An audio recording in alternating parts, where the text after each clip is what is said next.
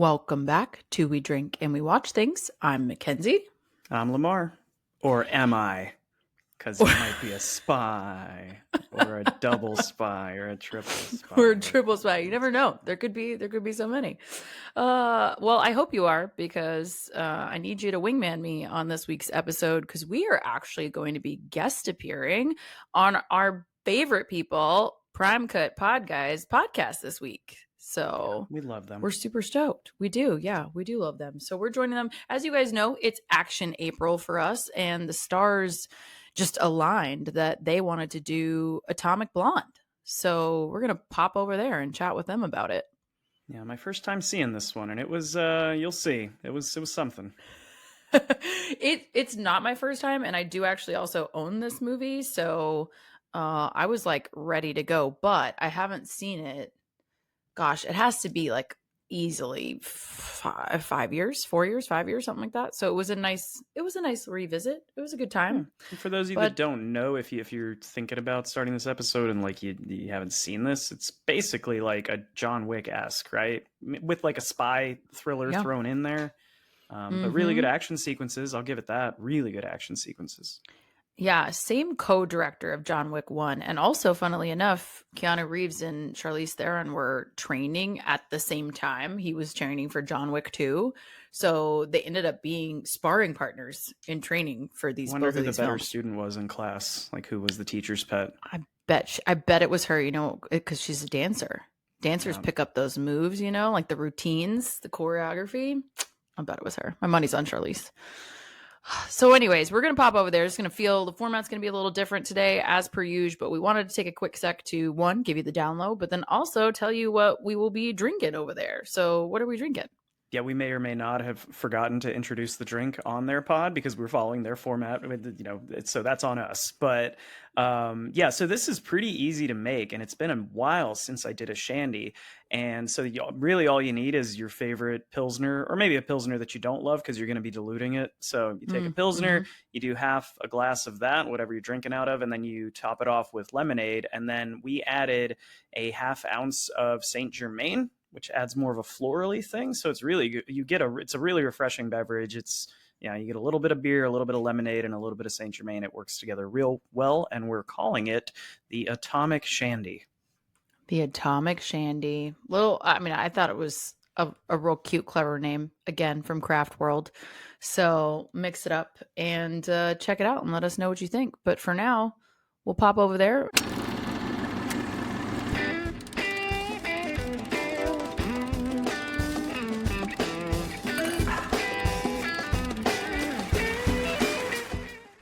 Joe. Greg. How much do you know about the Berlin Wall? I think I know a pretty good amount. Could you explain to me the fall of the Berlin Wall as if it were taking place in Texas? The fall? Yeah. Sure. You want me to do that now? Yeah. Explain it to me. Imagine 6th Street. One day you woke up and there was a huge wall built there. Okay. And everyone on the east side could not go to the west side and vice versa. Well, I don't really see a problem with that. Well, that's what one side thought in Germany as well, except for the other side didn't agree.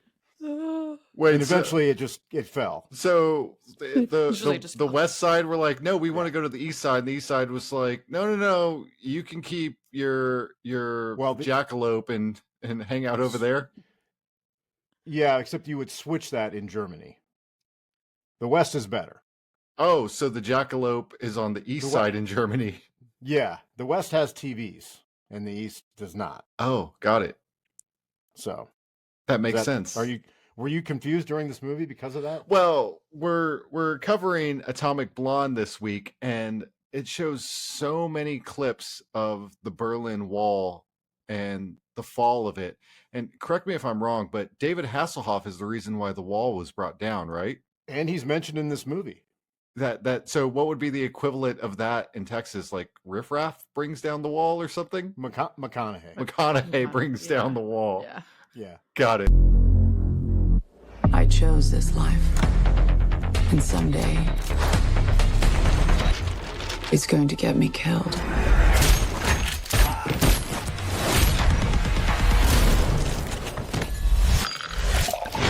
But not today. Lorraine Broughton, expert in intelligence collection and hand-to-hand combat. Agent Gascoigne was killed last night. Did you know him? Enough to say hello. He had an atomic bomb of information. Find out who's hunting our operatives and trust no one.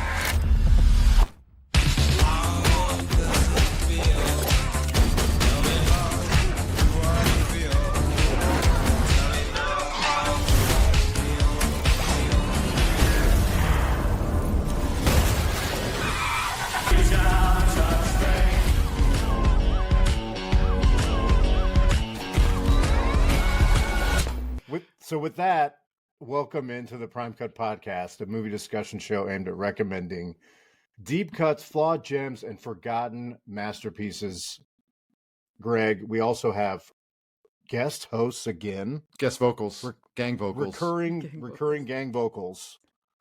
This is our third I think episode it's the with third. Third collab. Yeah, we drink and we watch things, folks. I Mackenzie Lamar, welcome aboard. I just Thank want to know, you. like, Thank you. what are we now? I feel like we're going We're steady. going steady. Yeah. Oh my god. Okay. We're on the same fucking page. Jinx. Wow. It's like we do a Got it. podcast together. I don't know. Yeah. It's weird. Got it. But it's nice to be back a second time though, because like the pressure's off. I feel like the first time we did this, I really felt the need to perform and like land with your listeners. And now I'm gonna tie off. This is a heroin friendly podcast, right? I'm settled in. Let's do this. Very I good. did not feel that pressure at all, so I don't know if that helped or hurt the first couple times, but somehow we're back. Thanks for having us. You're back. You guys selected this movie from our You guys had our suggested, list. right? Yeah, I feel like this has been Yeah. a multi-month We conversation though, so I kind of vaguely remember. Yeah, and we hope that it fits into your not resume, maybe your CV. Or I think this month they're schedule. doing action. Tell us what you're doing April, over at We Drink and We Watch Things. Yes, it's plugging right in. We're doing Action April. So Oh, this perfect. is our second to last entry, right, Lamar, for the month, I think. Yeah, and we're So- doing one from like almost every decade. So it worked out really well that this one's in what, the 2010s? Yeah, Yeah. we started in the 2017. 70s with French Connection. So that one's already Awesome. out. And yeah, we're getting ahead of the game here, What, actually. what else are y'all doing for this month? Boondock Saints, Escape from New York. What else? What am I missing, Bullet Lamar? Train, which is Bullet same Train. director. We didn't realize it when we picked Oh, it. yeah. I was like, Bullet we need one Train from the director. 2020s. And Yeah. same director as this. Yeah. So tell us where we can find you, please. You can find us anywhere you get podcasts. We drink and we watch things. You can also find us on our socials with the same header. We usually are most active on Instagram. We have a TikTok that no one looks at, even us. And then you can get us on YouTube now. So if you want to do the video portion, I know you can do that on Spotify. But if you're not a Spotify subscriber, you can watch all of our video pods on YouTube. Yep. Yep. That was Greg. That was so much better of a pitch. than Whoa, we did. whoa. It's his job every week, so he's got I was it going to say, down. that's just because Mackenzie made me memorize it and do it every episode. Man, So that was good. We're usually like, yeah, I don't know, TikTok, we got something there. we might be hanging out at the mall. Yeah, you can email us. Send us an email. We're setting mean- up a booth for autographs. No one showed up to the last one, but I'm really hoping that people will show up, guys. They will. Giving out autographs. Just we've got a producer Mark, but he's got some technical issues with his audio, so we're just going to be asking him questions and then assuming what his answer will be for this episode. Is that going to be the rotation? Like we just all answer for Mark? Everybody just Yeah. So we can ask producer Mark, and Lamar will go first, Mackenzie you go second, then Joe, and then myself, and we'll just take turns answering questions and what we Do the think best he Mark would say. impression. Yeah. I like Speaking it. of impressions, when you guys said the thing about the wall on 6th Street and McConaughey bringing it down, I wanted somebody to try and nail it of like, hey, Mr. Abbott, if you could bring that wall down, that'd be all right, you know? Oh my god. Somebody top that. That wasn't that good, I but was gonna say somebody this needs pretty to. isn't good. great. I don't know. I feel like somebody. Your turn, Mackenzie. I can't do better. I'm not saying that. I'm just. Thought it was pretty good. Yeah, In the moment, not bad. I can do a lot of impressions, but I can't do McConaughey. That's not one that I've practiced much. And everyone always busts out by just dropping the all right is like the giveaway. I was gonna say that's the default. Like that's how you Yeah. know it's him for sure. That's So even if you do it bad, if you just throw that in there, you're like, oh, that's a McConaughey impression. Everybody Yeah. knows. Gets a laugh. Yep. Greg, did we do our stuff? TikTok, whatever? Yeah. Did you Find say us anything about TikTok, Instagram, Gmail. Is it still going? All of TikTok's it's still up? going. Yeah. They got another trying to put 75 stuff day on- extension. Yeah. Oh, on the okay. Sale. Yeah. We're trying to put stuff on YouTube, but we're slow to do that. We have stuff. We just haven't put it all up yet. Right, Greg? Yeah. That's Do you feel shame because we haven't put it up yet? Let's ask producer Mark. This is a Lamar, good you can question for answer. Mark. You can answer the first one. When will we have the videos up, producer Mark? We should be having them up in maybe 2 to 3 weeks. And yes, I feel much shame for not having them up yet. Oh, that's great. See, there you go. You got your answer. Okay, great. Wow. So that's where you can find us. Yes. So let's talk about, as usual, we're going to go through two of our star, kind of the second banana, our director. But I think this is very interesting that you guys are doing Action April, because I think our star has had quite possibly one of the greatest action runs recently with this and Fury Road. Mhm. These are, like, to me, very high level. She's like asked to do a lot, and I think like is incredibly good at it. Yeah.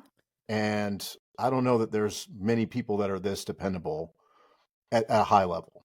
Greg, I don't know. Yeah. What do you think? I've got 3 factoids that I'm bringing to this podcast in regards to this movie. And Only 3, and then he's out. Yes. You put them all out here right now? No. I'm going to sprinkle them through. Yes, you're right. Charlize Theron has transitioned into being a badass action star, which is very cool. And during this movie, she did all of her own stunts, all of her own fight sequences, and she cracked 4 teeth and had to have surgery to fix them. Factoid number 1. Okay. She did Very good. almost all her own stunts. There are Yes, 2 she almost. didn't. There's Almost, one that she yeah, didn't. yeah. 2? Oh, there's There's 2. 2 she okay. didn't. Okay. One was the sex scene. Well, look. So Charlize, South African. I recall her as a adolescent being a very strikingly good-looking woman who was unafraid to. She embraced her own skin. Let's say that early on in her career, Mhm. and she went on to win an Oscar for Monster, which is she does not look like herself in that movie, but great performance. And then it's like, I don't know if she was just wanted to be challenged or was trying new stuff, but she's in, 2, I think this movie and Fury Road, from an action standpoint, are pretty high level of the last 10 years. And she's in both of them. I was trying to think about action movies from the last 10 years, and obviously John Wick comes to mind, and that's tied into this series. And not including superhero movies, just action movies. And there wasn't a lot that came to mind that really I stuck put the out. Raid up there. I think the Raid was definitely last decade, and that's a pretty quality one. Raid solid. Yeah, and I think I prefer the Raid 2, even though I think they're both incredible. But yeah, and those are not American movies, and they are straight action, right? Like that's what we're here for. I'm an action guy. This is my thing. I will watch a C+ movie that has A+ fights. I think this is like, and Greg, I think we should go to our category. This to me is like a B+ movie with strong A fights. This is a flawed gem. Okay, it's a flawed gem for me as well. I think that this movie, the criticism it received was that the plot line was hard to follow, and I'll agree with that. And, so will I. And the fight scenes were spread out all over the place, and they were kind of just like random. Now, I don't have any issue with that. I think every movie needs more fight scenes always. Yes. I don't care what the movie is. Yeah. I mean, guys, team, do we like this movie? I think it's a great time, personally. I Okay, also wow. have learned about myself. Well, I shouldn't say I've learned. Like, I observed this recently to Lamar. I was like looking at my wall of movies, and we were trying to play an action April, and I was like, I have a lot of action movies. Like, I am also maybe an action person because I am having the best fucking time this month. And yeah, this is a fun one. I agree with the plot thing though. Plot's a little janky here and there, Convoluted. a little convoluted, a little bit much. Unnecessarily convoluted. Yes. You did not need Unnecessarily. so many Yeah. twists. And we're using code names that both sound they start with the same. They didn't really. Spyglass and Satchel are the two code names. Like, all right, well, which one's now what? Spyglass is a person, and Satchel is also a person. Yes, Mm-hmm. That's a and problem. and that's thrown around a lot in this movie. Yeah.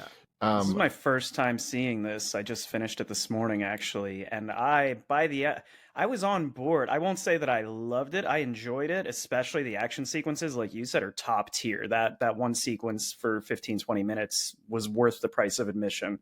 The $4 I spent on Amazon for this. But You paid for it? yeah. Wow. It wasn't streaming. It feels like I got 18 streaming services. it. And there's You anytime could've- we do a movie, course. I have to find it and pay for it. You could have Yeah. logged into mine. I own it. We've talked about this. Anyway, I'm just impressed you paid for it. Yeah, so I got there anyway, but I would say that despite that, the action scenes are great. The rest of the movie is very uneven. It's like it was like a not very compelling spy thriller Yes. to me. Agreed. Yeah, and it's like the trappings of it are really good. Cold War. Yeah. I'm in. Mm-hmm. Good soundtrack, even though most of the songs were not in this era. They were like early 80s. This is 80s. late 80s. Except for Fine. one that was after the movie. But anyway. I mean, Correct, after the the Public Enemy song. Mm-hmm. There's no Cure music in this, which I was like, you couldn't throw one Cure song. Okay, fine. But it's like that. I think that was good. Mm-hmm. But it almost felt like the movie ended and they wanted to add a little bit and they weren't sure what they were doing with the double cross and the triple cross and who's a double agent and is she a triple agent or is she not? And again, not bad, but there was just we're a lot too many cooks in the kitchen. Maybe I don't know. Did you guys read the graphic novel or the book that this was based on? Because I didn't. I was going to say, we Did Joe not. get into the source material? Yeah. So, factoid number 2. This movie is based off of Oh shit! You Now might- Greg only has two factoids. You might be The done earlier than we Coldest thought. City 2012 graphic novel. Yeah, so this was a graphic novel. Man, you guys, I was planning to sprinkle them throughout the podcast. You should have just done Yeah. them all up front. I've got That's one how left, this is. and I promise hold no on- one's hold going to tight. guess this. Okay, hold on to it. I don't know. So, I mean, I think that I always am curious as to when actors decide to take a turn into like the action realm from someone who's like more of a dramatic actor. Why do they do that? Are they bored? Is it a money thing? And it seems like that, I get the feeling that Charlize was like wanted to be challenged in some interviews that I said that. read. She's like preparing a lot, and it just, which I can appreciate because I like to see someone who's serious about an action role who maybe doesn't come from an action background. Mhm. And I think that she looks great in this movie. Greg, we're going to get into the apartment fight scene when they're trying to get across the Berlin Wall is obviously the crowning achievement of this movie. That's It's like you're really, talking about really impressive. the fight scene towards the end of the movie, right?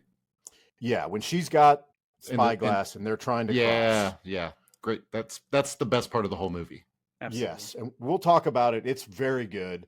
But I do really respect when someone who's like, hey, I've got an Oscar. I've done all these roles. I mean, she's done so many good movies. I was just looking through her IMDb. I forgot she was in The Road. She's so good in that. One of the most depressing movies. She's the wife, his wife. And in the flashbacks, like, she is so great. And it's fun to see someone be like, hey, I'm going to try this new thing. Even though she was in a Fast and Furious movie, unfortunately. Yeah.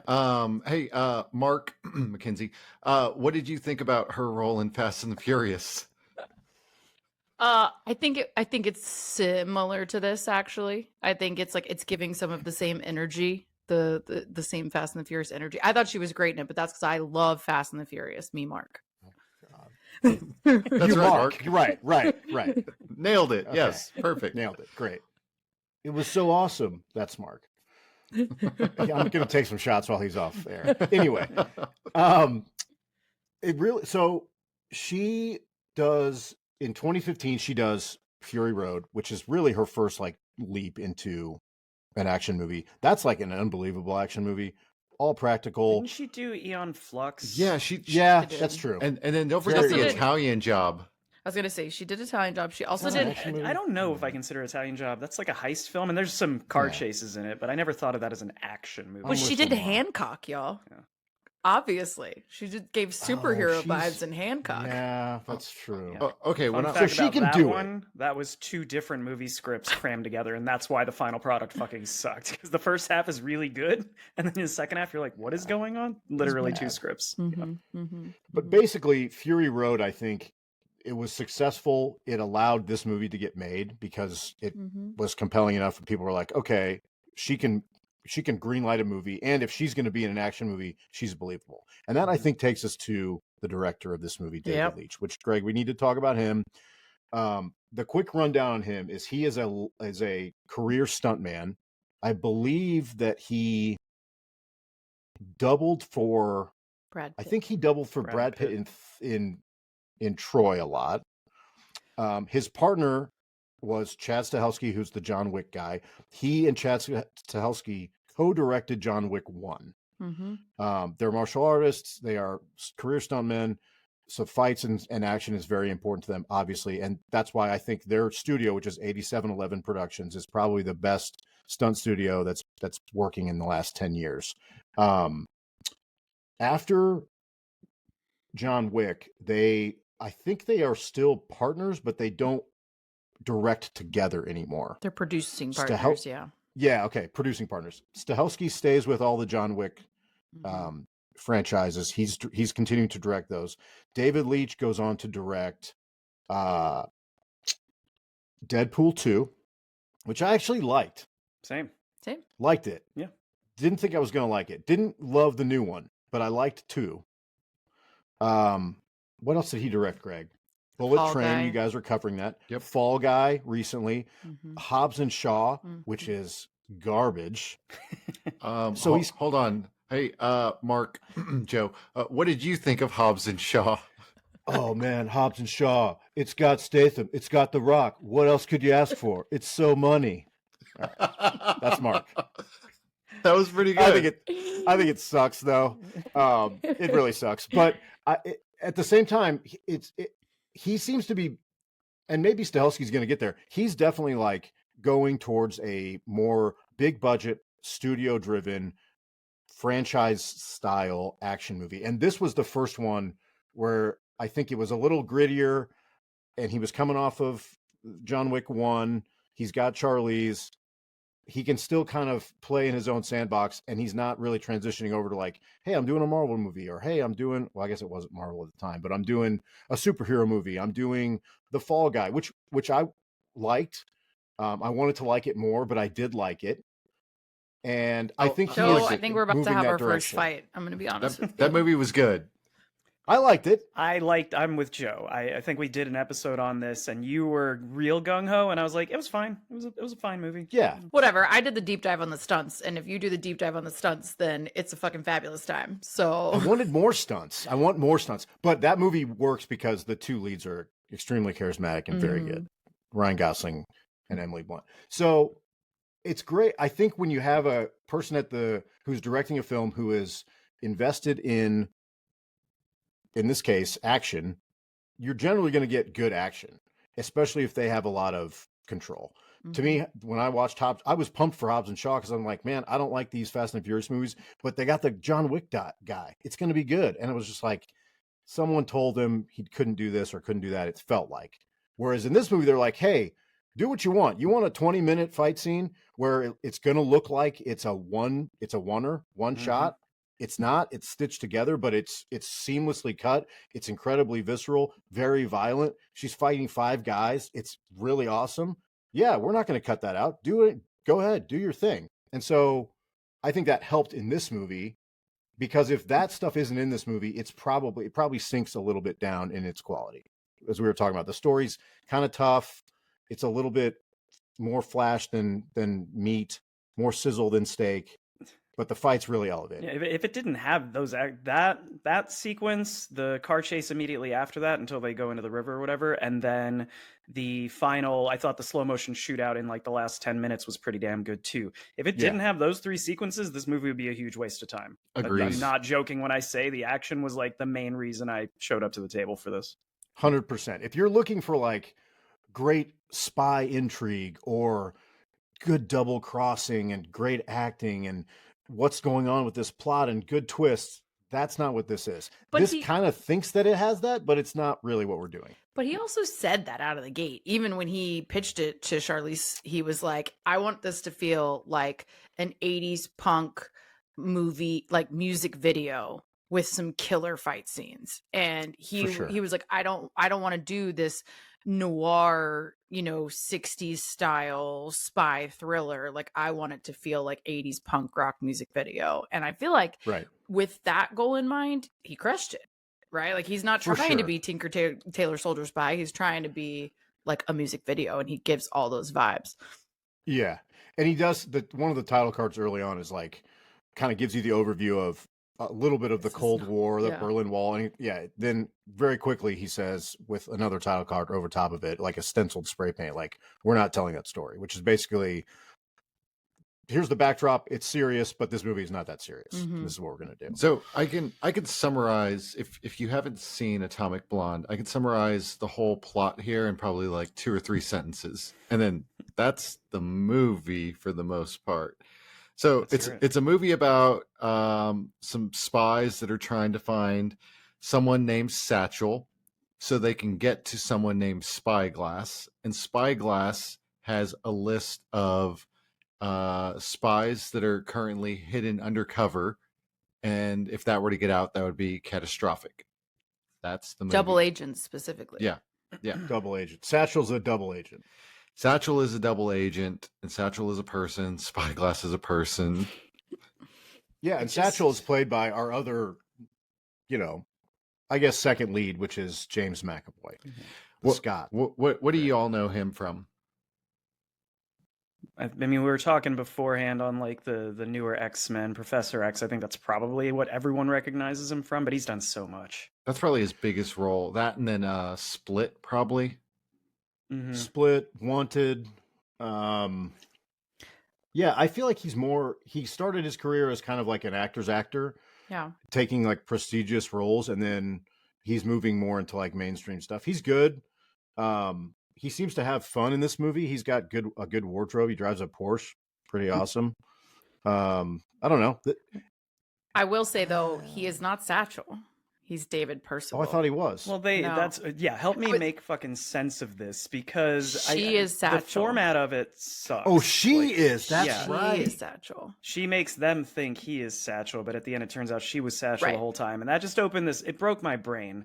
That like second and third twist at the end. First off, I not hated, but at the beginning I was like, I don't like that we're debriefing after everything has happened, because it gives away some of the stuff that would have made the spy concept more intriguing. Like, it's like we know Percival's a traitor from the beginning of the movie almost. She basically tells us 15 minutes in. So their whole dynamic early on, you're like, well, eventually he's going to betray her. That kind of takes the fun out of it.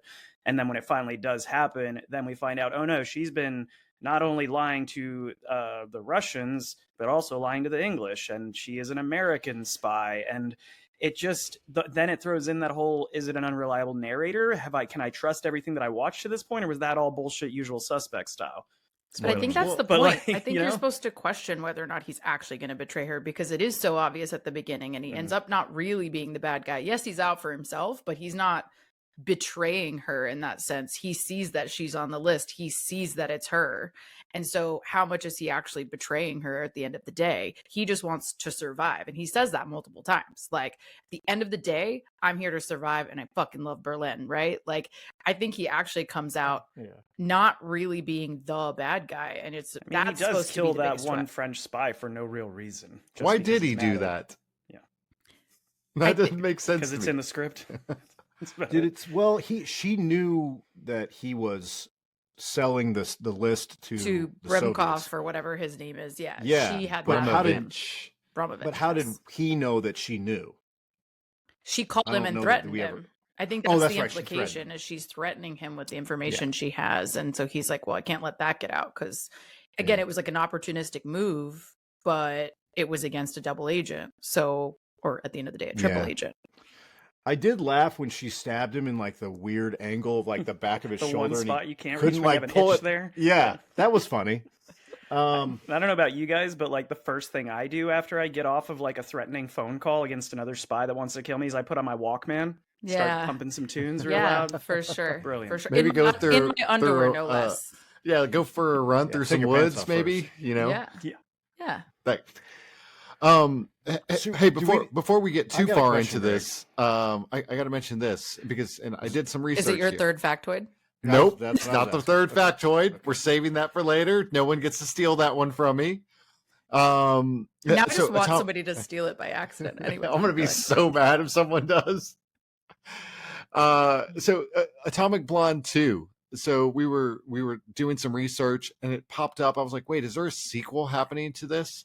Supposedly. And so I guess in 2020 Netflix acquired the rights to Atomic Blonde, and they were going to bring back Charlize Theron, John Goodman, the whole shebang. But I guess it just got too many hands in the cookie jar, and like so it created this situation where it was too hard to push forward the project. So as of right now, it's still in development, but nothing is happening from what I can tell, which sucks. Do we want a 2? Like, again, this is a great time. I'm just curious. Does anybody want a 2? I want a 2 if it's directed by this guy with this same template of like high octane fights. I don't care what really happens in the movie personally. Yeah. But if it's somebody else, no, don't give me no. Right. If he comes back, I'd watch it for sure. Yeah. Yeah, which I feel like, what is he doing now? Is he doing a sequel to Bullet Train? I I don't need that either. don't I think hope so. not. He's pushing for like he? he seems to be like looking to continue to climb into like franchise level stuff. So I wouldn't be surprised if he's like, I'm not doing this. I'm not coming back for this. Thanks, I had fun, but no. In which case, I don't want to watch a second version of it. Greg, in the beginning of this movie, to Lamar's point, we are doing the thing where it's like 4 days earlier, and we are kind of jumping back, and she is explaining. She's basically debriefing with her handlers what happened, what occurred during this time frame. She takes an ice bath, which looks very cold. Cool. I like the kind of blue light they're using, like neon stuff. Good stuff. David Bowie, Cat People, good song playing. Mm-hmm. She does pour a drink with ice in it. She pulls the ice from her own ice bath. Where's the ice coming from? No. Yeah, it's like and I get it. There's people that want to drink Charlize Theron's bathwater, and apparently she does too. This is giving Saltburn right now. Saltburn It's giving vibes, Saltburn. Yeah. Yeah, that definitely I thought of that here in the first part of this because I was like, ooh, what are we doing with this ice bath? But the idea is that she is running down what happened in these events. she's retelling the story of what's happened over the last few days. That's basically sets us up for the movie, and that's what we go into. I've got a little factoid for you. It better not be mine. I don't think it is. But so the guy who's running in the beginning. Yes. I know your factoid, Joe. Okay. The British agent who's running away. Mm-hmm. He gets murdered in the first few minutes. Mm-hmm. That's Sam Hargrave, who is actually Chris Evans's stuntman for a lot of the Captain America movies, and he's in that 8711 tree of like stunt people. He's also the Extraction 1 and 2 director. I don't know if you saw those movies, Greg, with Chris Hemsworth. They're pretty good action movies. The first one specifically, I think, is good. And so he was like doing a favor, like, yeah, I'll be this guy. I'll play this guy for a few minutes. But again, that's a good sign because it's like we have this stable of good action people, and they're going to be in these movies. They're going to be behind the camera and in front of the camera, which means the product's usually pretty good, except for Hobbs and Shaw. To add on to your factoid, Joe, he's also a camera operator. And he operates the camera in the stairwell scene because he was the only person who could do the fall and protect the camera at the same time. Awesome. And he's the lead stunt coordinator for the film. So yeah, Awesome. he's a gem. I knew he this did guy. that for he did that for Extraction, because there's a one Mhm. shot in Extraction that's very complex, and I Which knew that that's he a was the guy behind the 10-minute camera. take. It's a 10-minute single take, and he does the camera work for the whole scene. Yeah. It's wild. He's awesome. Well, now I I feel w- like I need to bring a factoid. So here's mine.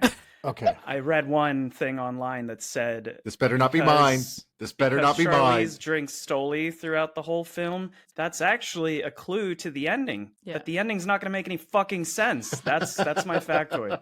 Yeah, because Did see if she that was drinking factoid. Stoli, She'd be Russian. it's kind of like the. Have you guys seen No Way Out? Mm-mm. No. Don't Think so. Actually, Okay, I won't say anything then. But that's a throwback. That's a callback to No Way Out. No Way Out is has a similar dichotomy to it. Cold War, Kevin Costner, Gene Hackman. It's a great movie, Oh, I but haven't there's a seen little. that. It's been a while. Yeah. Okay, hmm there's a little bit of that in there. Mhm. So Wait, so you're saying that the Stoli vodka was like a red herring? It's supposed to give I'm away. making a joke about it. I think people in retrospect are like, look, we should have known the whole time Oh she my was working with God. them because it's this that she's drinking the whole. I don't give a shit. I think that's just like you finishing the movie and being like, look, she was drinking that. What if at the end of the movie, instead of drinking Stoli vodka, she was drinking like Tennessee Bud whiskey? Oh.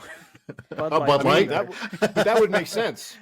But That would inform properly how the movie ends, but this doesn't. Right. I do think it's a red herring, though. I do. They pay enough attention to it that I think it's supposed to make you suspect her as this Russian spy. But it's Okay, It doesn't so- end up making sense. So this director likes to do multiple things like that, where we get zoom ins on things. So we get a zoom in on the vodka. When she's in what's the guy's name? David Percival. When she's in Percival. when they're in Percival's apartment, we see a Machiavelli book, and it's kind of zoomed in. Did y'all catch that? Machiavelli. Yeah, Yeah, and then they yeah. quote it shortly prince. after that, right? Yeah. She does. He quotes it, and then she calls it out. on the Yeah. quote. Yeah. And so like there's a whole bunch of things where like you get little zoom ins on things like that to draw attention to things, is what I was picking up. How do we like her accent? Which one? I I don't was know like, any better. Which I one? was like, come on.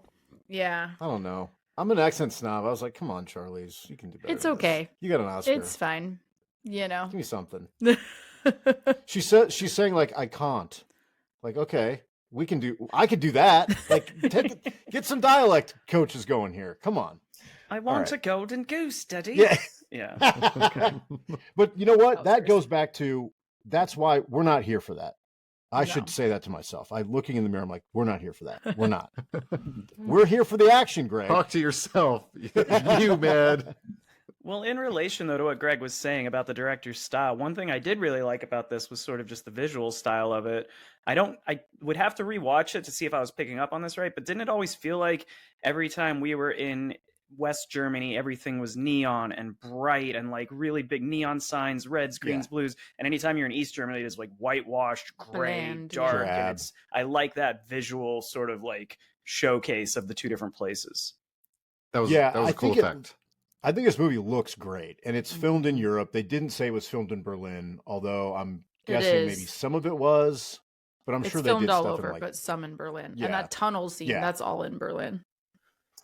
which was also in one of the Captain America movie. and And Hunger Games, actually. It's a very They like popular that. tunnel. They Yeah. like that Okay. tunnel. It's a popular tunnel. It's a good one. Greg, do we want to go through the plot here, or is it even worth it? Okay, so here's You mean the really thing. confusing plot that won't make Yes. sense? Yeah, Greg, like, explain I it don't in even know 3 if we should sentences. I do think it. we're good here. I'm going to walk Let's you wrap through this the thing up. plot. I'm going to walk you through it, and I normally make bullet points throughout the whole movie, and I can kind of walk you through it. But about an hour into this movie, I looked at my notes, and it was like 5 bullet points. Yeah. I was like, what is going on? How am I just like? Am I just spacing out, or why am I not? Is there no plot? What is happening? Who are these people, and what are they doing? So I'll walk you through some Doing some scenes spy that we shit. got to. Yeah, we got to talk about this. She gets picked up in a car at one point, and who are the people in the car, Joe? Well, they're not who they're supposed to be. So she's supposed to be getting picked up by allies, Yeah, and then He's she like, I don't really know, but they're not the right ones. they're they'll them. tell you. They're like, oh, these are just like KGB agents that are there. Got it. and they know her. Okay, They've made her, yeah. She beats Yeah. the shit out of some dudes with her shoe. Her Good stuff. Dior heel, don't get it twisted. She's the Oh. Dior lady, so it makes sense. Oh yeah, and there, you know what? There is a little Dior in her dresser. drawer, yep. Yeah. Greg, just catch that? Yeah, it was funny when I saw her taking the shoe off. I was like, "Don't tell me she's gonna beat this dude with the shoe or like stab I the was so stiletto through his excited. neck." Yeah, I liked it. I The love it. crash scene when she like whips the steering wheel and then pulls the seatbelt over herself, pretty cool. Yeah. There's little things I feel like, because we've been doing a lot of action movies in a row this month, you see how, and when we did the Maltese Falcon, I told you I hate in older action movies when it's like somebody's got them at gunpoint, whether it's James Bond or Humphrey Bogart or whoever, and they just go, nah, and pull the gun and sock him in the mouth. I fucking hate that. Boring. I feel like in modern action, you really have to earn a lot of this stuff to be sort of inventive. And the little thing that she did in that scene was when the guy in the front has the gun and she disarms him with this sneaky good move. And you have to pay attention to their actual hands to see what she does, but it looks realistic. Yeah. Mhm, mhm. Very visceral. You're in tight in the car in the backseat. Good stuff. Great stuff. I think it's Hey- great, but the premise is a problem, right? Like she's this Yeah. triple threat spy and she's getting into a rando's car. Like, I'm sorry, you do not, hey, he's running late, he sent me to get you, and you have no other questions. Like, I was just like, I don't want to. that Well, I part's don't a want to crock of keep shit. harping on the ending, and we can just get this flat out. Do you guys trust that everything we see in the movie is actually what happened? I did. Oh, Because you if mean that's the case, did she call them and say, "You're going to pick up this English spy, and you're going to try to kill her," so she knows it's coming? Oh, Because wouldn't it have been interesting. her that betrayed herself in that case? Yeah. It wasn't Percival, I don't think, at that point. But I think the implication is, well, I think the implication later is supposed to be that Percival let them know. See But this. then he's this- following her and Yeah. like picks her up and is like, "Get in my car." And why couldn't he just shoot her right then and there? I think really he was trying to eliminate her from the equation, and if she survived, he had to then work around her, which is what he ends up doing. You really messed up my whole thought process here, Lamar, because Sorry. like I hadn't even thought like, oh, the story she's retelling, is that even a real story? Because we know that she's a spy at the end. Like she was just I was think like, so. and then About that and then I beat his ass with my shoe. I was really cool. Turns out none of that one-shotter, semi-one-shotter even Ah. happened. Wasn't as think cool about as any you of thought. that. She makes a couple mistakes though that she shares. So it makes me think that she is telling the whole story because there's a couple True. things that get her into trouble. I mean, she shouldn't have killed Percival to begin with, right? And at the very end, she tells him that she straight up killed him. So I think she could have pinned that on anybody else and all that mayhem, right? Like it's the night the Berlin Wall falls, but she says that she did it. So I get the impression that we are seeing what happened. I honestly didn't think that much into it because I was like, oh, that apartment fight scene was cool. he was so distracted by the apartment. He's like, fight do you know scene. what's great? These action sequences. Do you know what I Yeah. give 10 out zero of 10. Pretty much. of No this notes. plot? I just want Great. Greg to tell us his plot real quick so we can talk about the action. Honestly. Okay. Sorry. Before we move the story forward, there's a whole thing for the listeners of something that's grown in popularity. It's so strange. It started in Kansas. It's called I think they're calling it car jitsu. They basically are having jujitsu tournaments where they both are in the front seat of a car. They're both buckled in, and the referee goes fight, and then they just start fighting right there in the car. And guys are using like seat belts to choke each other. And I guess the real strategy here is like as soon as the fight starts, pro tip, reach for the other person's seatbelt so they can't unbuckle themselves. I mean, Did you say it started in Kansas? Yeah, out in Manhattan that's where it started. So all those videos you see online, yeah, that's I thought it was Russia. no. Russia does do a lot of crazy stuff. They'll do like MMA basketball and stuff. I've No, seen they're that, innovating in Russia. They do it in a moving car. So. yeah. There you go. That's So we get why. that fight. Oh, right, okay, Greg. Yeah. So then the next thing that happens, and this was very confusing to me. I need someone to explain to me this. We've got like a bunch of punk rockers lined up with a skateboard and like a boombox, and Okay, I can explain some dude basically. You ever seen the movie Kids? Yeah. Yeah, it reminds me of the movie Kids. Lamar, you've never seen this? I've heard it's really depressing. Right? It is. I've It's never very seen it. depressing. Yes, but in the movie they beat someone up with a skateboard, and that's probably the only other time I've seen someone beat up with a skateboard in a movie. Well, so that was basically that whole scene is they're in East Berlin, which is the communist half of Berlin, controlled by the East German police and the Soviets. So capitalism is not allowed there. So that scene beforehand is a black market scene where like they're selling clothes and electronics and stuff like that. They're listening to popular music. And that's where James McAvoy is we see him like trying to get information as like the head of the station chief of Berlin for MI6. After that, the beating scene where we meet Bremovich, who's the KGB official, that is them learning that this list is out in the open and we're trying to find it, and we think that it was at this black market and he's interrogating those people. That's why that happens. Okay, that makes sense. And then the next scene we get is Lorraine, basically Charlize Theron's character, identifying a body, and it's the body of the guy from the beginning of the movie, right? Yeah. There's something that we didn't mention here. At the beginning of the movie, when that guy was killed, they take his watch. And they don't really explain why they took it. You don't get that till later, and you're going to be so mad when you find out why. It's kind of dumb. Apparently, they hide codes in these watches, like in the mechanical pieces. The list is in there. The list is inside. Bro, just whisper it to someone. Like, why? Well, Spyglass memorized it. Spyglass memorized it. Why are we putting this in a $5,000 watch? Right. Oh, it's more than $5,000 for sure. I'm sure that was really expensive. I had to look up these watches because I was curious about it, and I had to look up like the correct way to say it. I was using Google to find it, and I guess they're called Carl F. Bucher. You did great. Yeah, thank you. Good job. It was a Monero watch. That was David not my Leake factoid. is a brand ambassador. That's why they put those watches in there. Oh, there you go. I just feel like it's such a bad idea to put your secrets. Like, that's the first thing a mugger is going to want from you if you get like some not even another spy, just some rando. Yeah, on your the bougie street. ass watch. You'd be better off putting it in your fucking wallet. You need Like, I'm those gonna hide the calculator codes watches in that this nobody wallet. gives a shit about. The, and the we're, Casio. yeah, exactly. Casio Not watch. as That's what we're flashy. looking Velcro for. strap. It's also More a of thing a- in John Wick. The watch situation is a thing in John Wick. They like trinkets and stuff. They definitely like do. manual movement watches, I can tell you. Well, then we get another fight scene, Greg. She goes to his apartment. Yes. The dead guy, her Yes. dead friend, who it seems like they had a relationship, right? Oh yeah. Yep. And then we get a Lorraine basically breaking a bottle over David's head. Is that what happens here?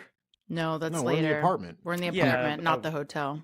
We get the George Michael fight scene. Oh.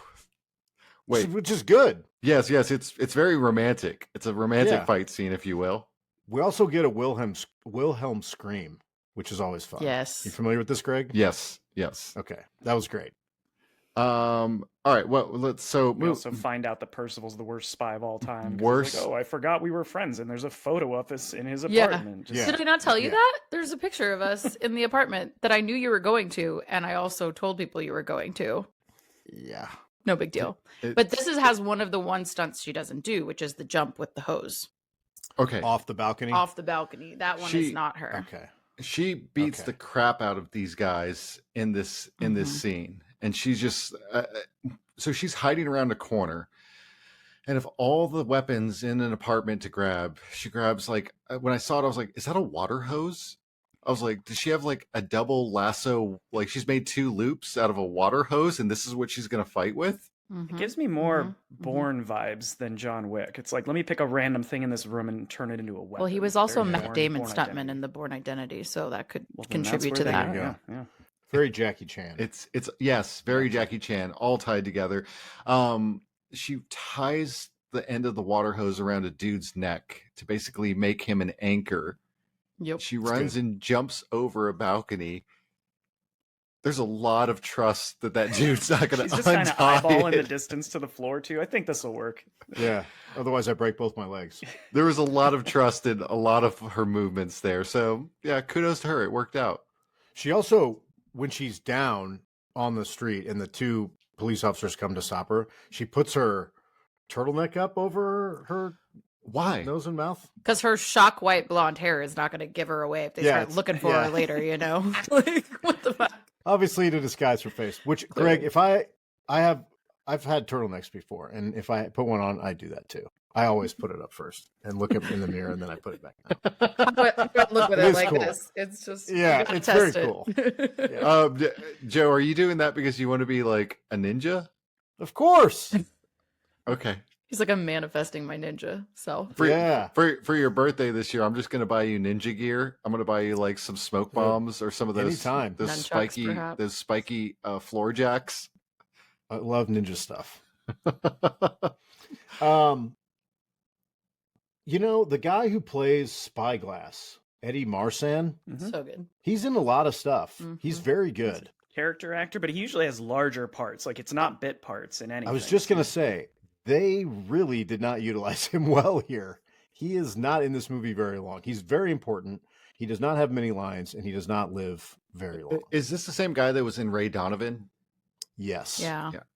He also in was in a The lot of Gentleman. stuff. He was in Sherlock Holmes. He was I knew in him from World's End. World's Wait, End. which Black to Black. Sherlock He's in everything. Holmes? Game of Shadows. Oh, okay, not the series. You're talking about the movie. The movie. The Robert Downey Jr. ones. Yep. Oh yeah, Yep. got it. All right, so moving forward, then we get into a situation where Lorraine meets up with David and breaks a bottle over his head. Am I right? He's just been trying to get to that. He's like, if we get God. to, Yeah. I just want to get to the hotel scene. Yeah. Which is great. She hasn't met the French photographer yet, right? Or has she? No, I think that's after this when she Okay. goes out. On Who the was town. originally a man. They changed her. Mm-hmm. They changed that character around to give this a little more a Make it different feel, provocative, he said. which I like. I Yeah. like that. Let's do it. Shake it up. Yeah. So, I got to point out that when she met up with David for the first time and like she turns around and pins him to the ground, he never loses his cigarette. Until she takes it talking from with it him. in his mouth. Yeah, like it was like he gets hit over the head with the glass, he gets spun to the ground, gets pinned, cigarette's still there, baby. Yeah. Yeah. They smoke so much in this movie that they asked to cut one of the smoking scenes toward the end. Because There's so much smoking. They were like, and calmate with the smoking. Oh, really? Yeah. Like it's too bad. Looks bad on the screen. Like it's. I guess giving so. I kids guess the they bad were wrong just like, idea? yeah, they're like my making God. it look cool or something. I don't know. But they were asked Yeah, by they the didn't take studio. enough of it out because I started smoking today, guys. So You were like, it just First looked too cigarette of my cool. life, yeah. It just looked too I'm- cool. I'm very easily influenced. Yeah. So I'm on board. I was thinking about this, and smoking has been taken out of movies a lot. Older movies had way more smoking in it, but when I look at movies now, there's not many movies where they can make someone look cool smoking, and I don't think anyone in this movie does. All I can think about is, my God, that hair must smell so bad. I mean, it's just it's just so weird that people smoked all the time. Yeah. Like All the I mean, nonstop. even when I was in college, you could smoke in bars still. Yeah. Do you think that movies in the It's crazy. future are just going to be people popping Zins all the time? I think Must smoking, be, dude. unfortunately, is coming back. Like I'm Like, it's- seeing it is it? more in movies in general. Oh, Like it's wow. becoming more of a thing. And I'm seeing people just smoke. I travel a lot for work and I see actual humans smoking in real life. It feels like way more. It's like a trend. Wow. What movie did we watch recently, Mackenzie? And I was like, oh, it's shocking that they had the the main character in this a smoker when no one else in the movie really smokes. Ready or Not. Recent? Ready or Not. Samara yeah. Weaving's character Oh. in that is a smoker, and it's like no one else Sure. in the movie is really smoking, but Yeah. she's the main character, the good guy in the film, and Mhm. yeah, smokes the whole time. Maybe that's a commentary on where we're heading, guys. It's not going to be that great. Anyway, Greg, we get we're basically to where like we're getting we know that the she meets the French photographer. We got to talk about that. I don't really know why that's in here except to give her some character depth, I guess. I don't know, because that girl doesn't really move the story forward. Like you could have not had her character performing any of the tasks and it would have not changed the plot. I'm halfway there with you, Joe. I was like, I liked the initial reveal when she like catches her and they have this emotional moment and she's like, I got into this for the thrill. Like she is being a spy for the wrong reasons, basically is what she says. And there's this emotional moment. But then as soon as it segues into like, oh, now we're going to have girls making out and like a female sex scene. No problem with that. But I was like, this feels like we knew what we were going for in this. Like this is what this is here for. Yeah. And it's for a specific audience. I'm here for it. But like, I felt a little forced to me. I'm along with you. Yeah. Well, every time they show either of those girls, they're always dressed to the nines. And then when they're home alone, they're always wearing like lingerie, just lounging in lingerie. And both are great, though. That's great. Mackenzie, can you bring a female perspective to this? Is this what girls do? Obviously. I've seen you dressed up. You do dress up a fair amount. I do dress up a fair amount. You know, yeah, obviously. And we do like pillow flights, and we definitely only wear underwear and really like lacy, sexy bras, just walking around, you know, full makeup too. Don't forget. I knew full makeup. Yeah. So she's in the movie, I guess, for that. I mean, I don't know.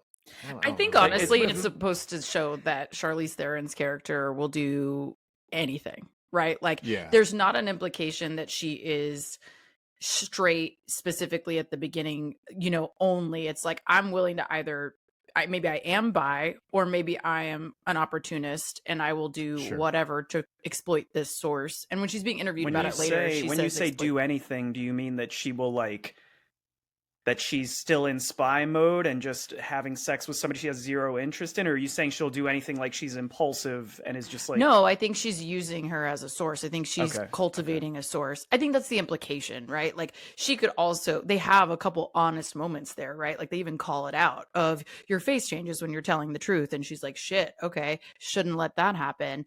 But she kind of, I think, lets her guard down around this kid because she does see her as this like novice kid spy. But she is, I think, using the sexual relationship to exploit her as a source. I think that's supposed to be the implication. If she sees her as a kid, that makes it even more fucked up, Mackenzie. You know, when I was novice spy, don't make it weird.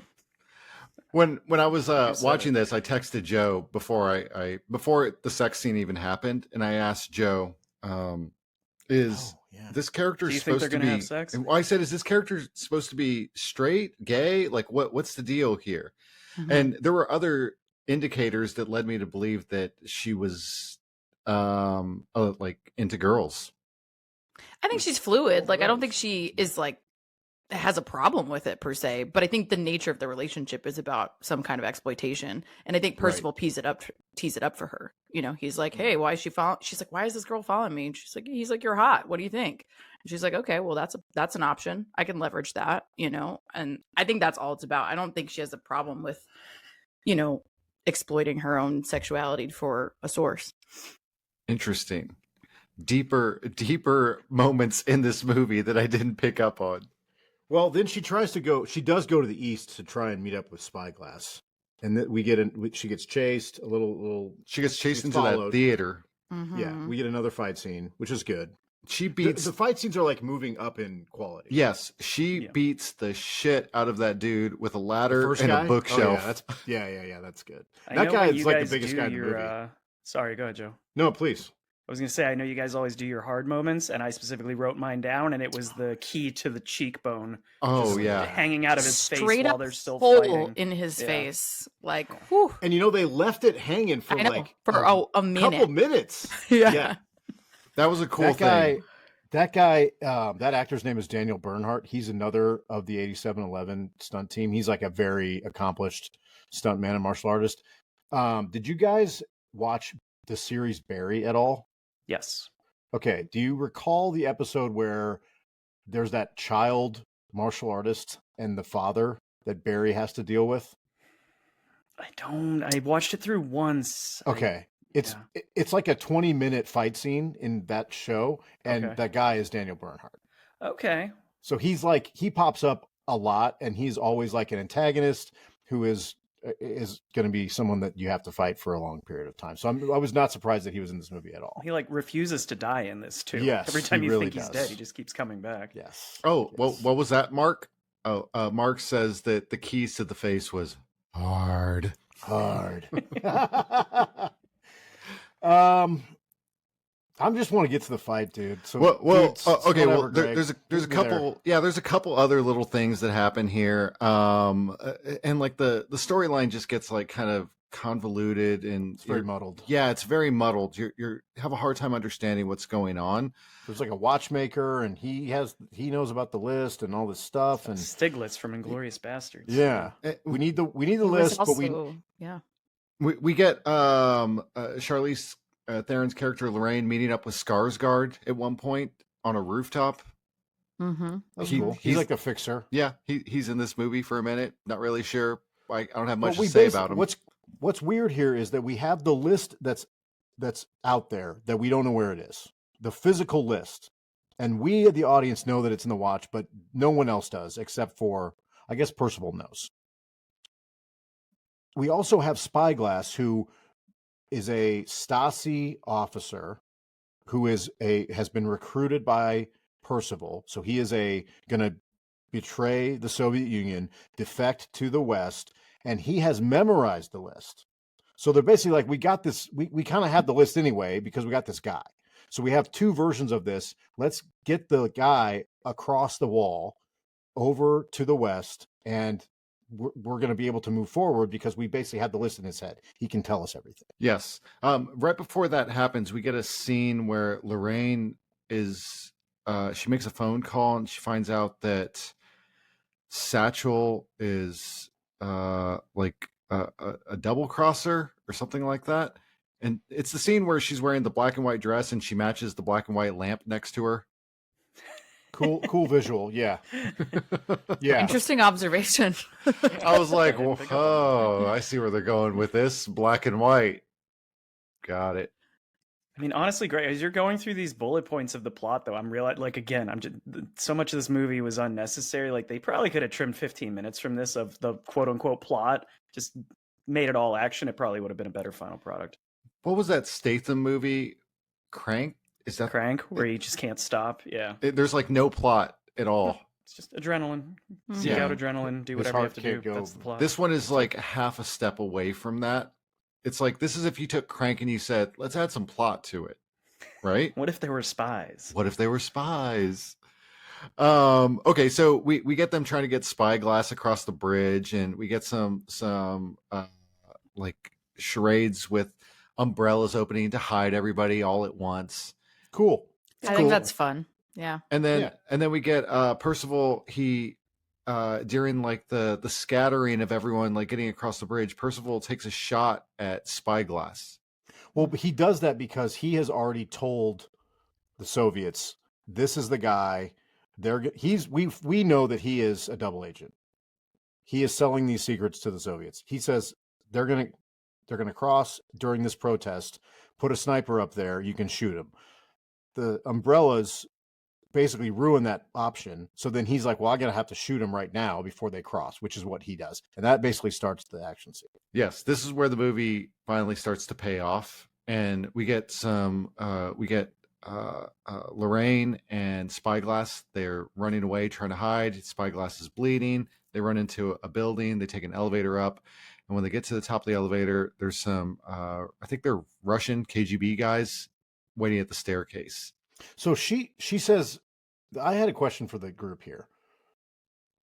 She goes to the building where the sniper is, because remember she takes the mirror off the rearview car. mirror off that car.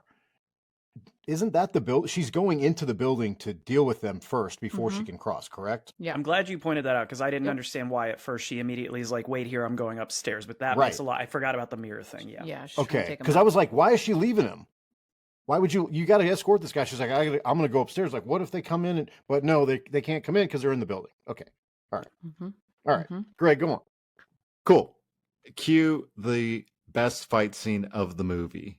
Yeah. She basically I'm going to get technical here.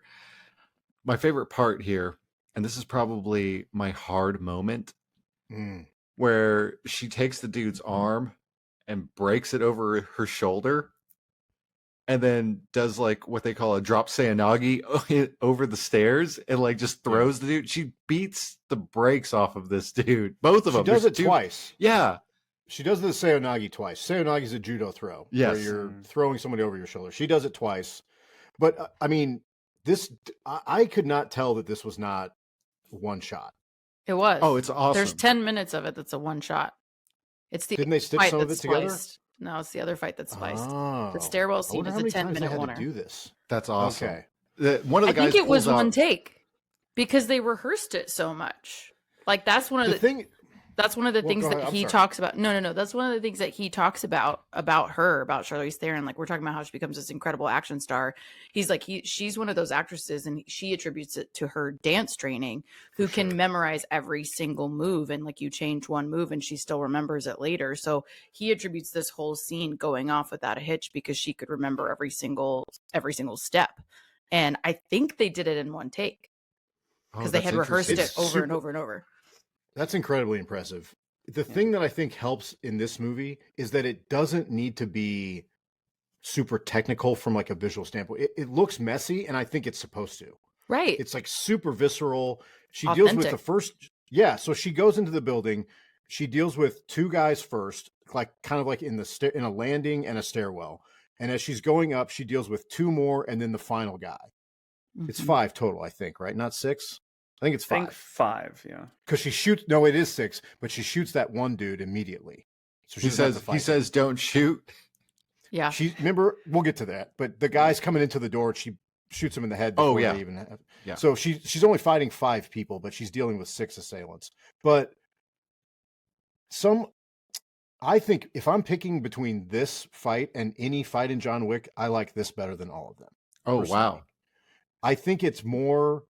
I like the realism, and I like Gritty. that it's super gritty. It is not clean. And there are some fights, especially in the John Wick movies. It's probably because Keanu Reeves is almost 60 years old that you can tell the rehearsal, and it's like, you do this and I do this. And this movie does not really look like that. Oh, I see what you're saying. The John Wick looks a little more clunky.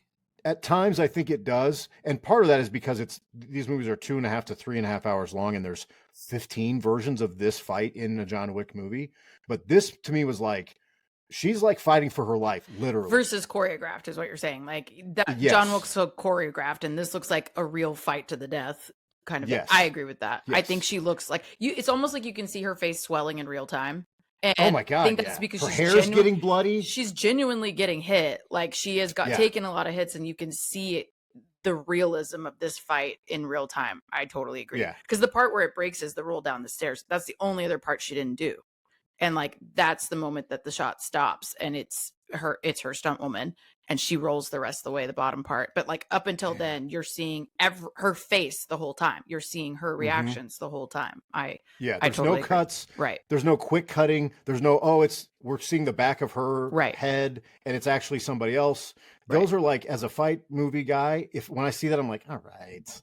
I mean, come on. I'll also say though, when we're comparing to John Wick, I think what this has going for it is John Wick does a lot of that gun fu, where Yeah. it's so much of it is handgun based, and this Yes. first segment of the 3 segments of these fights, it's all this hand to hand, and she's fighting against people who have guns, but it's just this brutal combat for this long stretch of time. I love that one when the last dude is like bleeding out, like knows he's defeated, but still tries to stab her like one more time, and she just grabs the knife and like puts him out of his misery. But then I thought, to the John Wick point, the next fight, the 2 guys, they just get killed with guns. I was like, oh, that was a lot easier than the first fight. Just Yeah. like fucking shoots him right away. Yeah. Yeah. That knife guy, she takes the knife from him. That's the one that she breaks his arm and throws him over the stairs. Before she does that, she takes the knife, jabs it in his neck, and then punches it multiple times. Mhm. Yeah, there's a lot of that. Yeah. But it's like she's smaller framed person.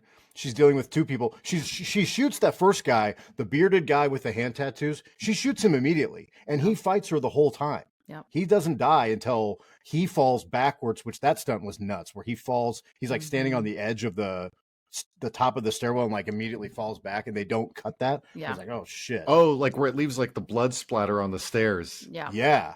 Yeah, that was Then- cool.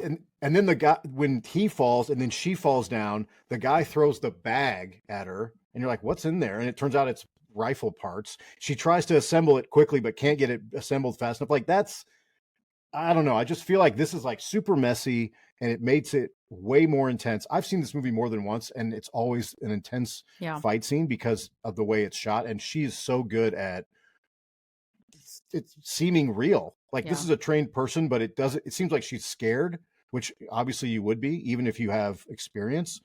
She fights those first two guys, then she shoots the other guy, fights the second guy, and then the big guy that she stabbed in the face with the keys earlier, she has to deal with him, and that's like is pretty rough. Is that the one that like grabs her and chokes her and like calls her a bitch? Yeah.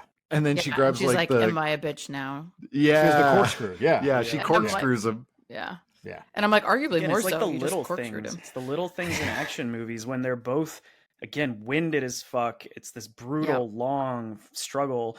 And then when she sees the corkscrew and tries to get up and then falls backwards against the wall, and then the other guy again tries to get up and falls too. Just little things in action movies can make it so great. Well, I think she like genuinely feels so tired. Like you can feel because she is also having to work almost harder than them. Because to Joe's point, like she is so much smaller than them. She's having to do like full body weight work here to try and actually win this fight. She is notably smaller than them, and so I think you really feel her exhaustion, and it really sells it. And of course, they're tired too. But I just mean, you look at her and you're like, damn, how is she still upright? How is she upright at the end of this? And then she crushes it. Well, they get him out. They survive. She survives. She kills all of them. Well, they get out. Yes. Go on, Joe. I mean, it's so for another 5 minutes. Yeah. I guess he kind of tries to help her. He does hit the guy with a bottle or something. He saves her once. Yeah. But she needed a breather at that time, so it worked out for great. Sure. Yes. He is like patched himself up kind of from his bullet wound. Duct tape. Does everything. Yeah, they get to the street and she has disarmed one of the guys. She takes a police car, which is great. And then Corkscrew Face comes and jumps on the car again. Still alive. Nuts. He gets shot now, like multiple times. And run over. So we never see him again after that. So for all we know, he's still alive. He could be still going. My God, if they brought him back in the sequel and he had like a corkscrew like scar on him, I'd be like, this is the best movie ever. That whole car sequence reminded me so much of Children of Men. When there's the car sequence of them being pursued and whatnot, it's all like in there, like sort of between the driver and passenger seat. There's a lot of really cool stuff in that part. Good stuff. I think this was a short chase, but very effective, Greg. Yeah. Oh yeah, there's not a lot here, but it's very good. Yeah, and right when you think they're home free, that's where they get sideswiped and knocked into the water. Yeah, and this is where unfortunately, Spyglass freaking drowns. We never even got his real name. Yeah, what is his name?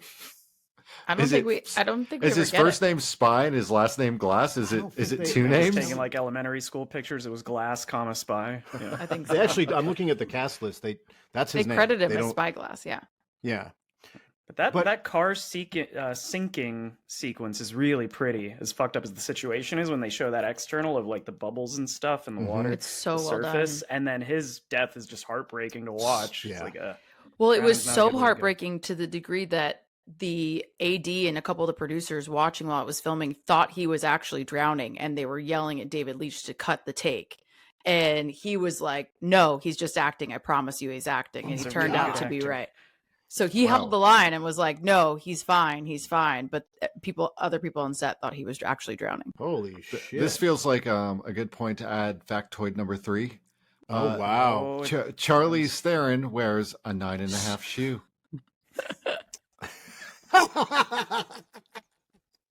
True story. Why did you do it here, not when she's hitting the guy with her high heel? It just felt more appropriate here. It's too close. I was gonna say the heel is the perfect time.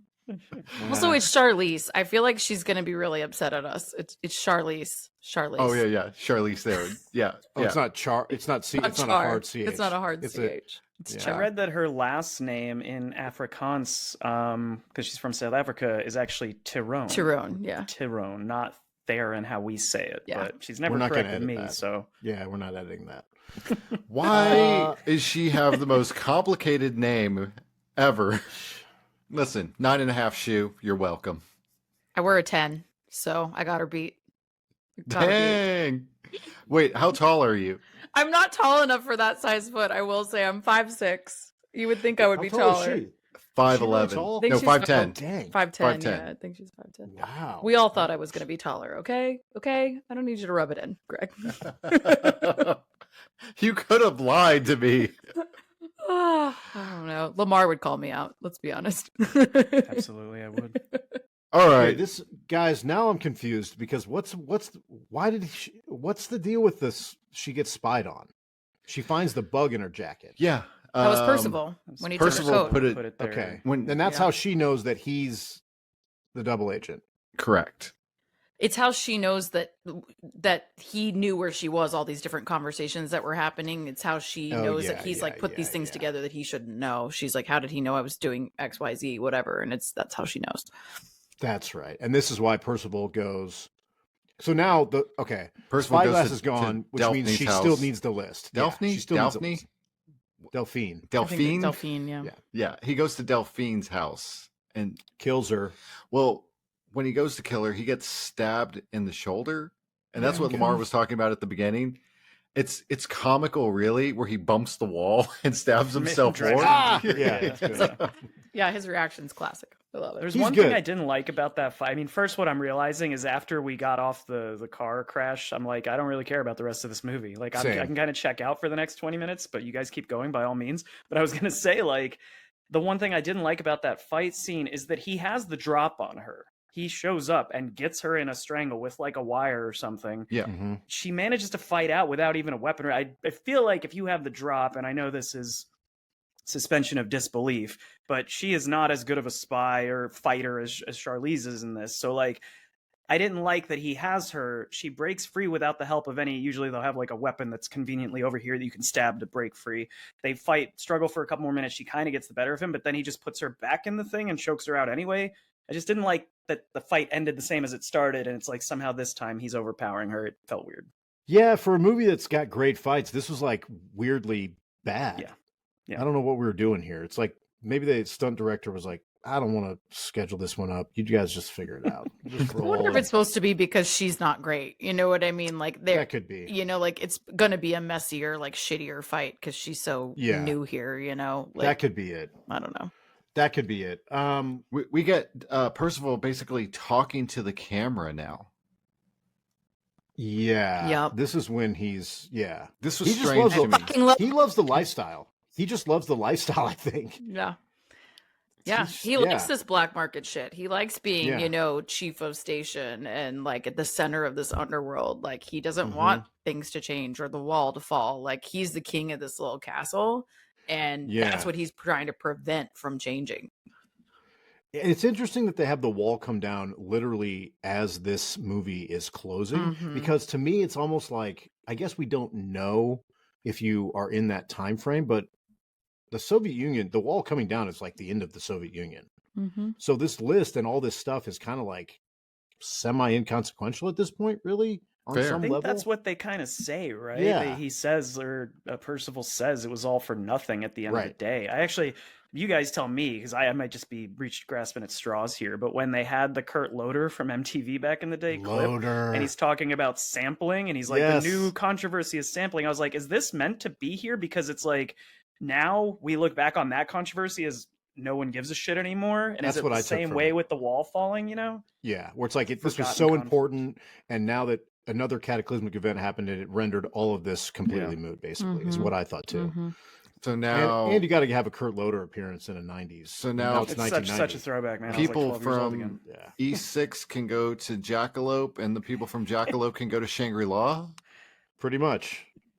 Except, yeah, that's just like an uneven comparison. It's probably my fault, but because basically the West people, if we were doing this in Austin, they wouldn't have anything.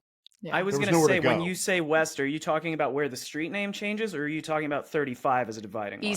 East Berlin was like, I think Congress is technically the split. If you want to get real, Yeah, Congress that's is the right. Okay, so East Dirty West split. Six plus Shangri-La and east of Yes. 35 is all east. Okay. Yes, Oh, interesting. but that It makes would, it it would sound be like flipped because it's in West Berlin. Like West Berlin is where all the rights and the music and the pop culture and blah blah blah were. yeah. Mm. So It would be the opposite of that, Greg. So just sit with that. Non-Austinites are having a blast with this segment. I was gonna say, they're like, No this, kidding. we don't get it. They're like, can we just stick with West and East Berlin? Like, I got that by itself. This is all Greg's problem. Greg started this. He wanted to My compare. apologies. My apologies. Wait, what was that, Mark? Oh, Mark says, no, it was me that came up with this idea. I knew it. Well, this is where she kills Percival, Mhm. Yeah. and I guess she knows that the list is in the watch because she takes his watch. Uh-huh.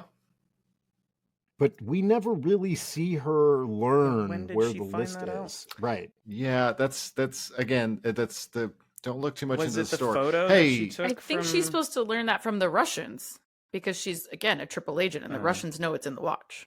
Yeah, and we don't as the Hmm. audience. How about And that this is fight where- scene on the stairs, guys? Yeah, exactly. I know. Remember how much fun that was? Well, this is where it feels like this movie is we're done, right? And we're not. We're not done. We get a cool line though where she says it's a double pleasure to deceive the deceiver. Yeah. hmm That was pretty cool. That's They cool. said it Is earlier, that- too, so it's like a Yeah. nice little callback. Yeah. Sorry, my Um, brain is still broken because if she's been working with the Russians this whole time, right? So they already know where the data is in the watch. Why did they not?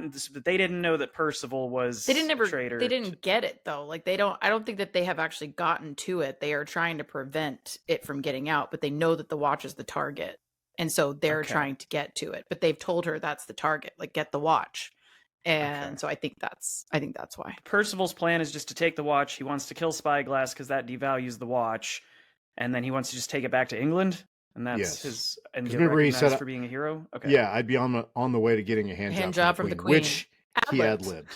Awesome. Yes. Great line. That's pretty funny. I guess we're moving on to Paris, where Because why not? Lorraine is not blonde anymore. She has dark hair. Right? Mhm, mhm. She is meeting with Bremovich, who was the KGB station chief, who we've kind of been dealing with. He calls her Satchel, Mhm. and we're like, oh, As soon we as she thought it walks was in. Comrade Percival, but it Satchel. isn't. Yeah. Mhm. And now he wants to kill her because he's like, oh, she's the triple. I'm going to eliminate her now. Because Percival told Satchel's- it. Percival Yeah. told him about her. Yeah. Right. We And could then see the dude laying down the tarp in the background. Yeah, not a good sign. Yeah. This is also a pretty good shootout. A lot of slow-mo stuff. A lot of feathers flying from pillows, which is cool. She kills everybody. Mm-hmm. Bremovich, pretty violent death here. Shot in the neck, bleeding a lot. Then she talks to him and tells him, "Hey, I'm actually Explains all of us what happened in the movie. I'm a triple Says- agent," and then shoots him in the forehead, which is, good stuff, good action here.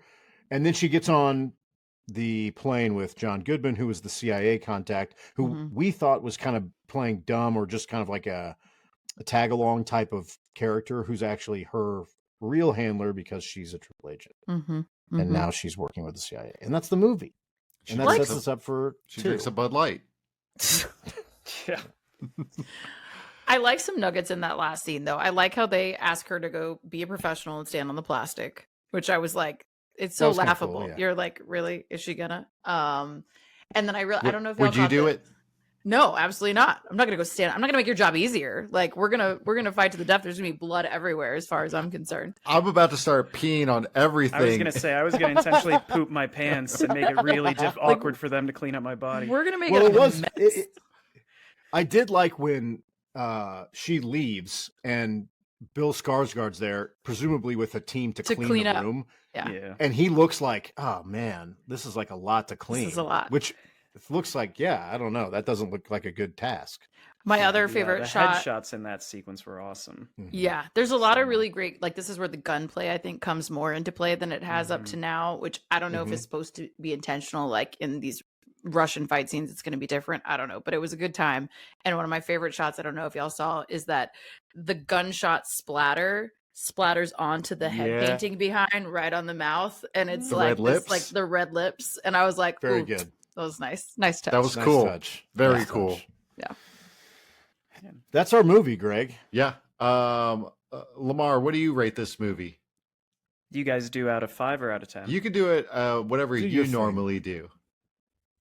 We usually do out of 10. Okay. And if on a first watch, despite this being top tier action, I cannot overstate. If you get an opportunity to just watch that 20-30 minute sequence, you'd have a great time.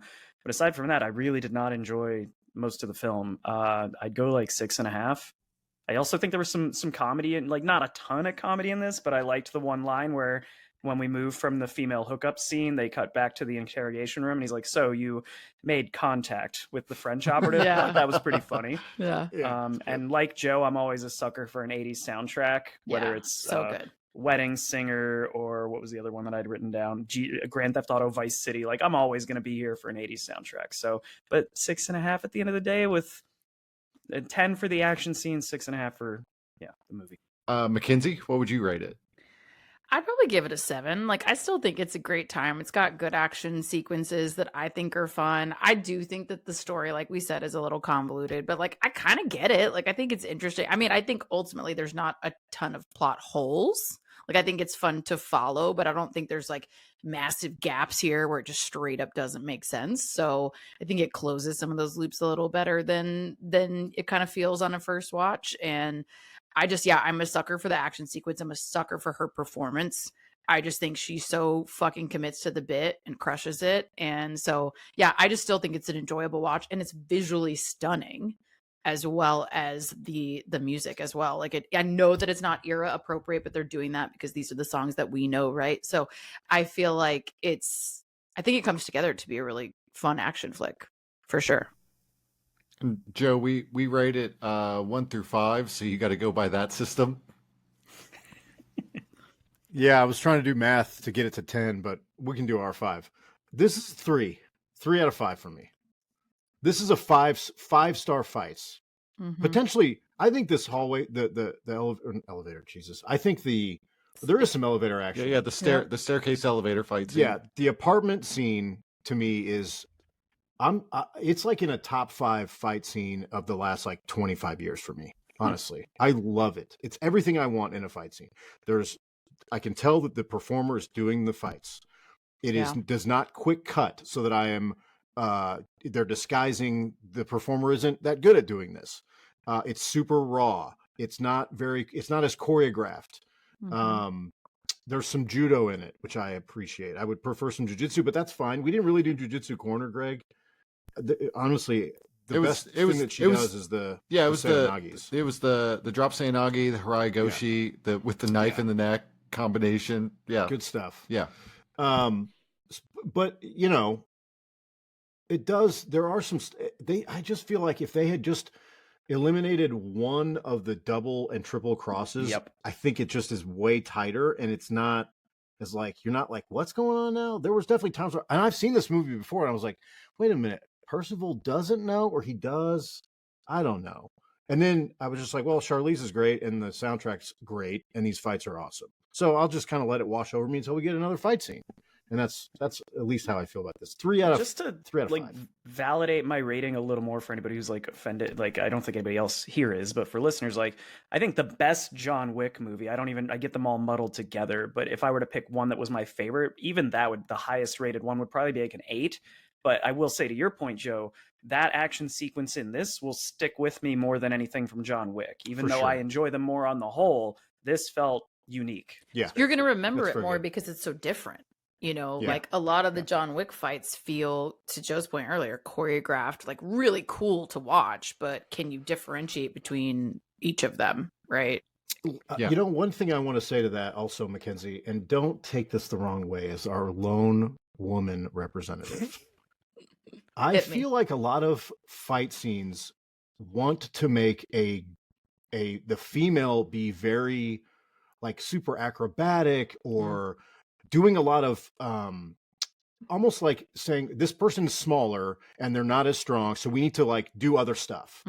This fight scene is like, we're not going to do that. No. She's going to grapple with these huge guys. She's basically on an equal playing field with her male counterparts, and there's more of them. Yeah. Which made me like this like way more. And I like that they show the ramifications of that too. And I meant to say that earlier of like, she is bruised and bloody and scratched. And it's not like a lot of these action flicks where you cut to the next day and they look beautiful and their hair is done and they're fine, right? Like she's in an ice bath covered head to toe in bruises. Like I like that too. Cause like that is what it's gonna actually look like. And I agree. They even make it a point. I thought of this near the end when we flash forward to Paris or wherever it is, but when she's in the brunette wig, and I was like, wait, is she all better? But then they make a close up at the end. You still see the bruise, but there's makeup on it. Like she's good stuff. Her arms still covered in bruises. Like it's realistic. Yeah. I think about that introduction to Black Widow, Scarlett Johansson. I think it's in the second Iron Man, maybe, where her first like action scene, and it's cool, but she's doing triple flips gainer, and jumps backflips, and right. This is not that. She doesn't do anything like that. We're not doing that here, which I think enhances this a lot. Greg, go with your. Score. I give it like I'm gonna give it the lowest rating. It's what I do. I strive to deliver. He adjusts his rating based on our rating, guys. He's like, if it's high, I gotta go low. I gotta be the low. Like if I had said 2, he would have been like, this is like a 1. 1.75. I give this one like 2.5. 2.5. What about the action scenes, Greg? Okay, action scenes. If I were to remove the action scenes altogether from this movie, I would give this movie a 1. Mm-hmm. But wow, okay. But if I just rate the action scenes alone, I agree with the things you're saying. They're top tier, very memorable, very cool, extra gritty. It doesn't feel. I mean, I get it. It's a movie, but it's a lot of times when they do these Hollywood movies, it's like our hero never gets hurt, our hero never gets cut, and so that part adds to it. And like what Lamar was saying earlier, it's like the fights coming to a slowdown. And they're both struggling to get up. Yeah. That really sells the scene a lot. It makes it so much better. So fight scenes, top tier. Fight scenes alone in that hallway elevator is like a 5. They're amazing. Hard 5. What was your hard moment? My hard moment was where she takes the dude's own knife, punches it into his neck, breaks his arm, drops Sayanagi's him over the stairs. Yeah. Like all of that is excessive and I love it so much. Yeah. My hard moment was the second drop Sayonagi. Oh yeah, very similar. Yeah, Lamar, what was your hard moment? You wrote it down. The key, and the fight continuing after it. It wasn't just that it happened; it was that it was hanging there. It was dangling. Yeah. Mackenzie, do you have a hard moment for us? I had a hard time because I would have probably gone key, but now I feel like I can't do that because Lamar took it. So I feel like I got to get creative. But the other one I kind of think of too is the hose. Like, bitch does not know that that's going to work out. You know what I mean? But she's jumping anyway. So I was like that. And just using a hose to begin with. Like, the whole fucking hose situation was wild. If you want the key scene, I'll take the sex scene instead.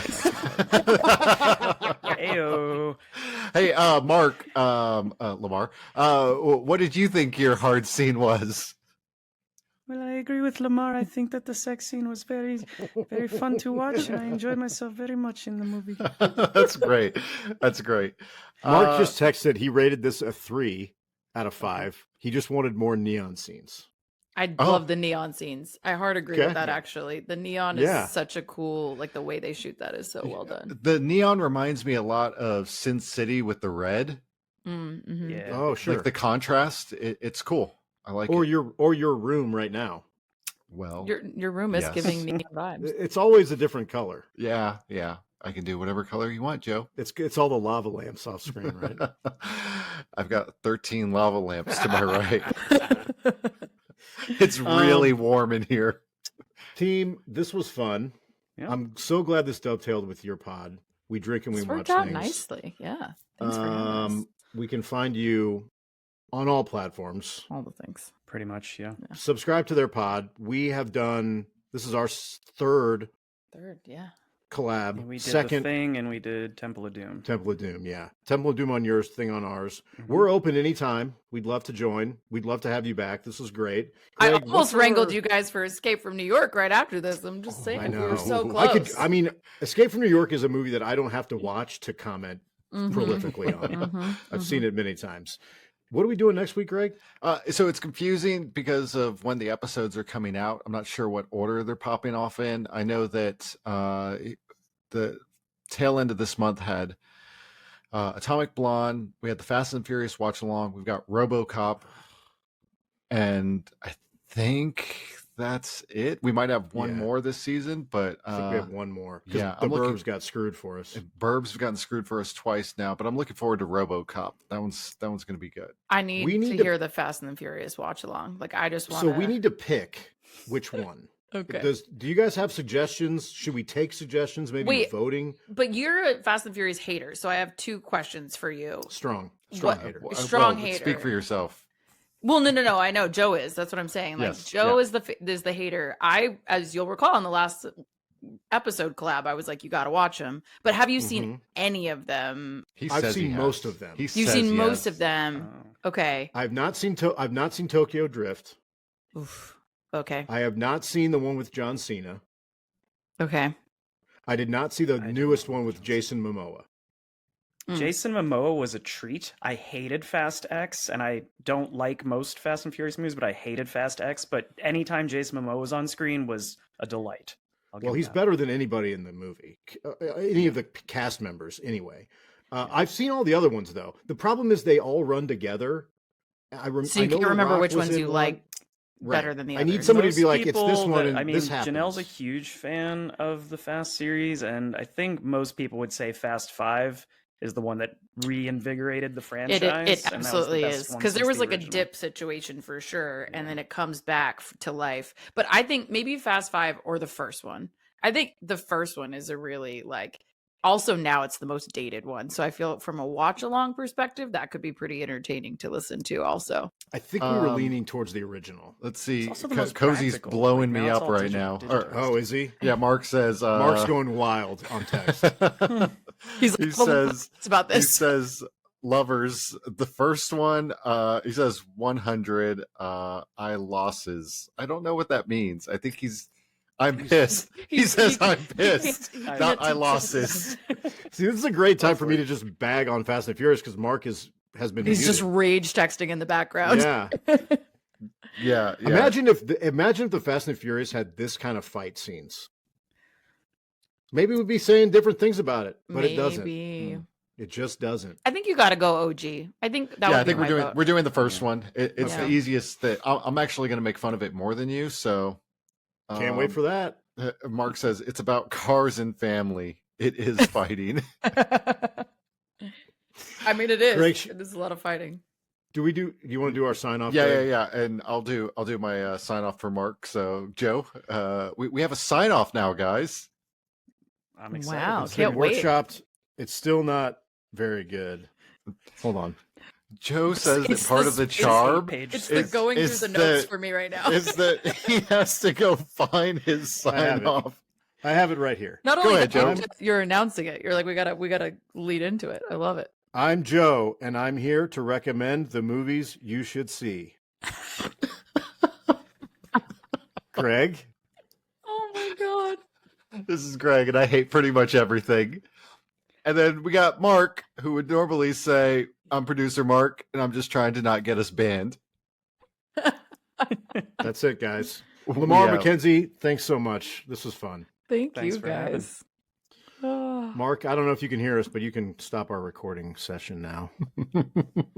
And we're back-ish. We were there, and now we're back. So thanks for listening to us talk It's for like quite an a while with the Inception guys. episode. This Like is an we're in Inception episode. There's a lot of layers here. Like I don't know where in the timeline we really are at this point, but it was a good time. I can tell you that it was a great time. As per usual, we're gonna have to bring the guys back over here soon as well. Maybe for a fun, I don't know, racing episode we were maybe teasing out. We'll see. But anyways, we are gonna wrap up Action April next week though with Bullet Train, which I'm funnily psyched enough for is Bullet the Train. same director, but yeah. we didn't mean to do that, but here we are. But I'm also psyched. You had already seen it, right? You've seen it. Oh, I've seen Bullet Train, I think, 3 times at this point, which is crazy because it came out, 2 years ago? But I friggin' love it. So much fun. It's such a good time. All right. Well, come back and check us out for Bullet Train. But for now, go have a drink and watch a thing. Cheers. Cheers.